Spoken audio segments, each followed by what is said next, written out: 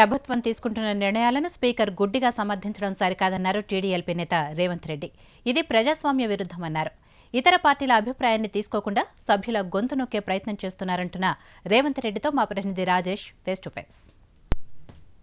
Party ఫిరాయింపులపై సభలో చర్చ జరపాలంటూ కూడా విపక్షాలన్నీ కూడా ఆందోళన చేపట్టాయి. దీంతో చర్చ జరపబోతుంది. పోడియం దగ్గరికి టీడీపీ కావచ్చు, కాంగ్రెస్ కావచ్చు వెళ్ళడం జరిగింది. దీంతో ఇటు టీడీపీ కాంగ్రెస్ ను సస్పెండ్ చేయడం జరిగింది. అయితే ఎందుకు చేయాల్సి వచ్చిందని తెలుసుకొని చెప్పండి, అసలు మిమ్మల్ని సస్పెండ్ చేయడానికి కారణం ఏంటి? అంటే ఇది కోర్టు పరిధిలో ఉన్నప్పటికీ కూడా మీరు కావాలని చెప్పేసి రాద్ధాంతం చేస్తున్నారని చెప్పేసి అంటున్నారు.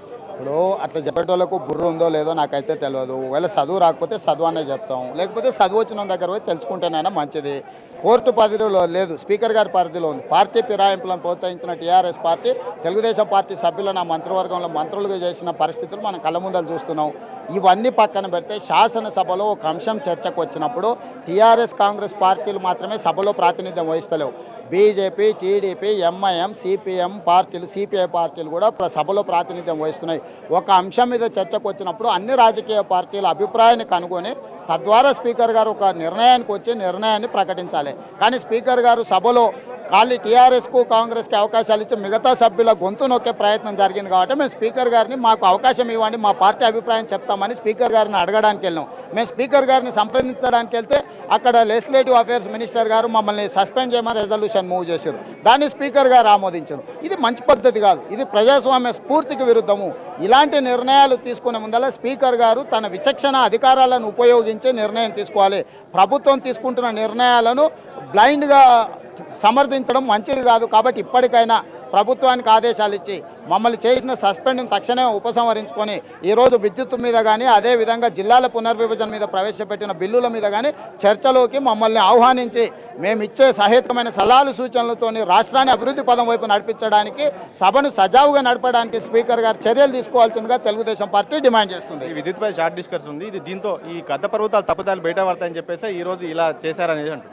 ఇప్పుడు ముఖం బాలేక వెనకటికి కూడా అద్దం బల్ల కొట్టిండంట.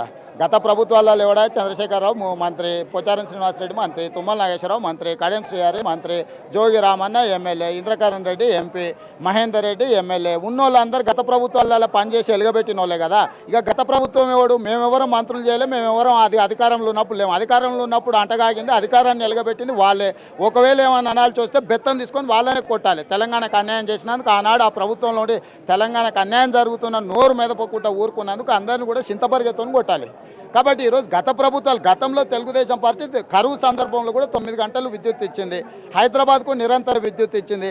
తెలంగాణ విభజన జరిగినప్పుడు 53.89% విద్యుత్తును తెలంగాణకి ఇచ్చిన ఆంధ్రప్రదేశ్ వ్యతిరేకం చెప్పకుండా, వాటిని ప్రశ్నించకుండా సహకరించే తెలంగాణకు విద్యుత్తునివ్వడానికి అవకాశం ఇచ్చింది తెలుగుదేశం పార్టీ. ఈనాడు ఛత్తీస్గఢ్ కుంభకోణం, భద్రాద్రి పవర్ ప్రాజెక్టుల కుంభకోణం, ల్యాంకో పవర్ ప్రాజెక్టు రాజగోపాల్ దగ్గర కొనుగోలు చేసిన విద్యుత్తుల కుంభకోణం, ఈరోజు మొత్తం విద్యుత్ శాఖను కుంభకోణాల మయంగా చేసిన ప్రభుత్వం. విద్యుత్తు మీద చర్చలు జరిగితే ఈ బండారం అంతా బయట పెడతామని మమ్మల్ని ఒక రకమైన ఆలోచనతోని ఈరోజు సభ నుంచి సస్పెండ్ చేయడం జరిగింది. ఇప్పటికైనా సరే స్పీకర్ ఏది సస్పెండ్ చేశారో ఈ సస్పెండ్ను వెంటనే వెత్తివేయాలని చెప్పేసి కూడా వీళ్ళు డిమాండ్ చేయడం చెప్తున్నారు. లేదంటే మాత్రం ఈ పార్టీ ఫిరాయింపుల చర్చ జరిగే వరకు కూడా తాము ఇట్లా పోరాటం చేస్తామని చెప్పేసి చెప్పండి. Vote studio.